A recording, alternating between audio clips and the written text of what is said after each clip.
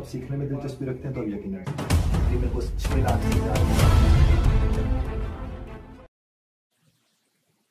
एक बात है कि कुछ है और कुछ हैं, कुछ है और कुछ हैं, फर्क होता है।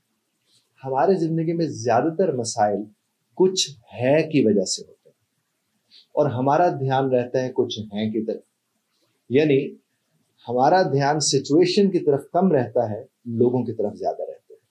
जब आप सिचुएशन की तरफ ध्यान हटा के लोगों की तरफ ध्यान रखेंगे तो फिर आप लोगों पर एतराज करने के रास्ते पर चल निकलेंगे, लोगों के रुकावट बनने के रास्ते पर चल निकलेंगे, लोगों के रवैयों के बोझ को डिस्कस करने पे चल निकलेंगे और फिर आपके मसल्स दुखने लगते हैं। और मैं अक्सर लोगों से कहता हूँ, मेरी जो शायरी की किताब है उसमें एक शेर मैंने लिखा था कि ये जो कंधों के दर्द होते हैं यही अपनों के दर्द होते हैं।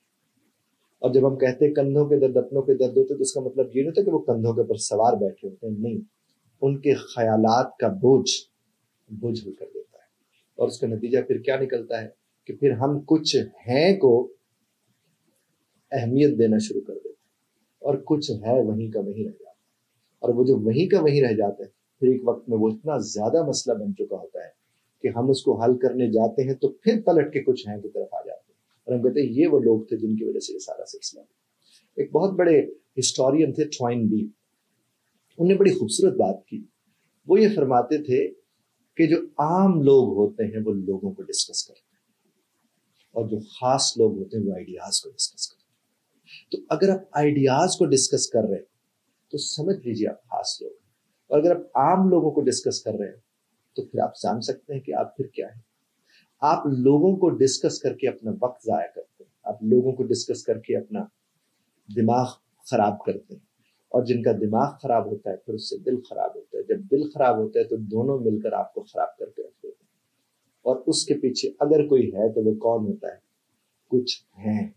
इस सूरत में तो कुछ है आप ठीक कर रहे हैं, क्योंकि वाकई वो लोग हैं जिनके आपको आपने आपका जो ख्याल था उसने उन लोगों को इतना ख्याल रखा, इतना ख्याल रखा, इतना ख्याल रखा कि वो अपना ख्याल रखना ही भूल गए और फिर कुछ है वहीं का वहीं रह गया और जो कुछ है वो कहीं और निकल लिया।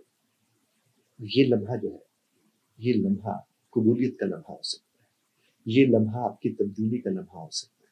अगर आज के दिन में कुछ ना करें, सिर्फ आप ये देखें कि जो अभी अभी बिल्कुल 2-4-5 घंटे पहले कोई सिचुएशन अगर आपकी जिंदगी में आई थी तो आप उस सिचुएशन को एनालाइज करने की कोशिश करें और साथ ही आप देखें कि उसको करने वाले या उसका सबब बनने वाले जो लोग थे वो भी थे वहां पर मौजूद, वो भी थे, ये भी थे।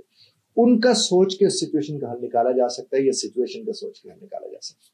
करके देखिए, फर्क पड़ेगा। बहुत शुक्रिया सुनिए।